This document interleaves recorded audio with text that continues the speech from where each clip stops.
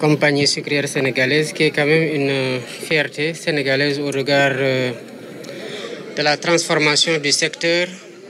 et du nombre d'emplois qui sont créés ici, mais surtout de l'envergure des investissements qui ont été consentis sur des décennies et des décennies. Et ces efforts continuent avec une modernisation des équipements qui engage encore d'autres investissements, mais toujours dans cette volonté de la CSS d'accompagner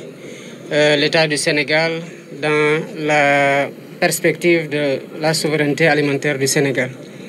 Cela est d'autant plus important que malgré l'envergure de l'exploitation, le marché, évidemment, depuis les années 70 à maintenant, a beaucoup cru. Et les perspectives démographiques rendent compte aussi de besoins qui vont forcément augmenter dans les années à venir. La CSS anticipe déjà dans cette montée des besoins en consommation de sucre qui reste à être satisfait à l'état actuel déjà et veut passer de 140 000 tonnes à 220 000 tonnes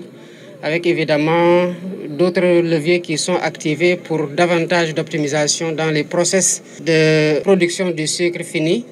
et qui font aussi, aidés par les aménagements hydro-agricoles et les nouvelles techniques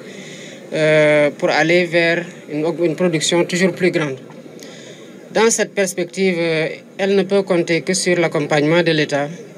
puisque aujourd'hui nos objectifs et ceux de la CSS sont parfaitement alignés et orientés vers cet objectif stratégique et cette priorité pour nous qui est de satisfaire le marché national à partir de la production locale, évidemment en veillant à ce que les prix soient maîtrisés pour que le consommateur puisse évidemment se satisfaire du produit sénégalais produit à la CSS ici ou ailleurs.